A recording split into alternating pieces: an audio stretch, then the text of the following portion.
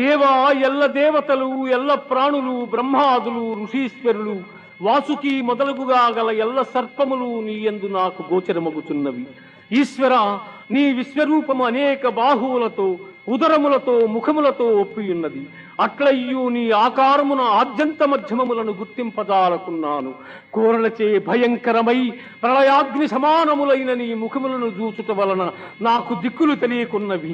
కాన ప్రభో, నా యందు దయయుంచి నాకు ప్రసన్నుడవు కమ్ము. కృష్ణ, ప్రసన్నుడవు కమ్ము.